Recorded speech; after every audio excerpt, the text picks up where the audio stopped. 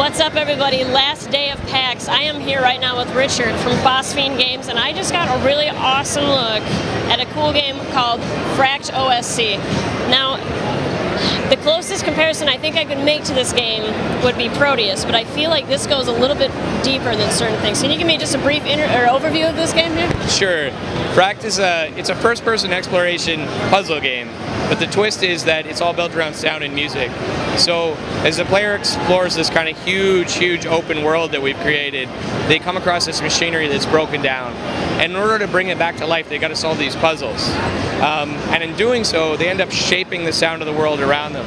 Everything's kind of built and inspired by electronic music. So when they sort of solve those puzzles, they shape the sounds of the synthesizers, and to the point where we even have the player writing little bits of music, which you saw, that you can then use later. And yeah, that's kind of the basics. So what I liked about this demo, before I sat down to start it, you told me, now we're just going to throw you in here, and you have to kind of walk around and explore, which I really liked because it gives me a chance to kind of interact with the world. So what was your decision behind that choice? Well, I think it kind of came down to the way we were thinking about musical exploration.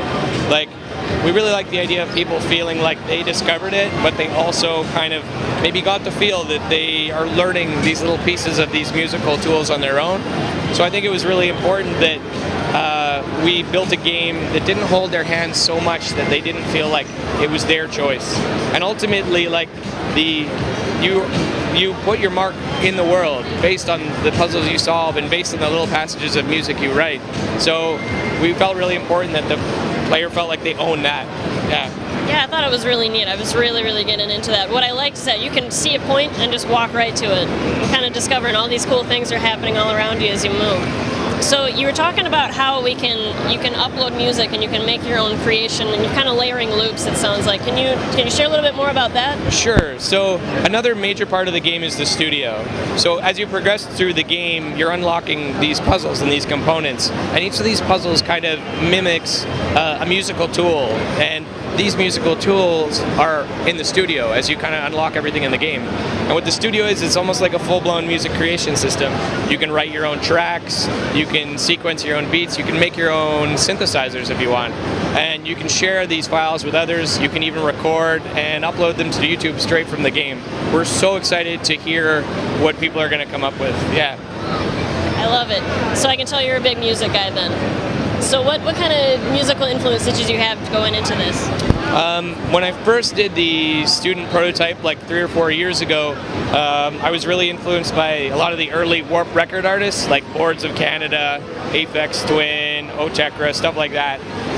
And we brought a musical collaborator on to help us fill in the music in the new version, FRACT OSC. His name is Mogi Grumbles, and he's kind of got similar influences as well. And it's kind of got this almost 80s sort of vibe that is kind of nostalgic, kind of like our visual style as well. Yeah. It's really different. I was kind of blown away in a really good way. I really got into it. So what's your plan? How far along are you guys so far? We're pretty much done. The game comes out just over a week on April 22nd, and we're at the finish line, and it's crazy and it's frightening. It's been 3 pretty long and kind of hard years of doing this with my wife Quinn, our programmer Hank, and our collaborator Alex. But it feels great to be here, and we're proud of where the game ended up. How's the reception been at PAX so far? Super positive. People get it, which is always kind of weird for a slow game like this. You know, people have to sit down and have a pretty long play session. I think you guys played for almost half an hour, but you know, that's kind of sort of unheard of. Everyone's playing games for like 2 or 3 minutes, but people are into it and they don't realize how long they're playing, and I think it's a really good sign. We're really excited. Yeah. You know, I would totally agree with you on that. Like, I feel like this even doesn't necessarily do it justice. This is a game that I would want to just sit and just go. It's very tranquil, it's very unique. I really got into it.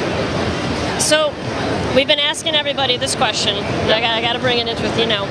You're kind of in a crunch mode at the moment. What is your go-to food? What do you use to fuel yourself while you're working on this? Good question. My God.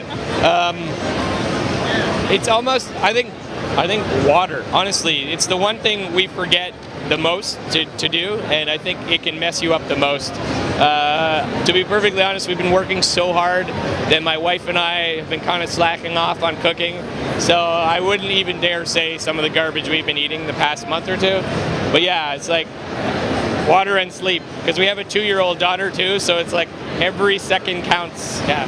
That's awesome. Yeah, we were just trying to get a little look into the development of it. Thought we'd ask everybody. Yeah. All right, well, awesome. Richard, this game is great. I'm really impressed with what we've been seeing. Thanks so much for showing it off today. Thank you. Make sure to check it out. FRACT OSC coming out soon. Yep. Thank you so much. No problem. Thank you.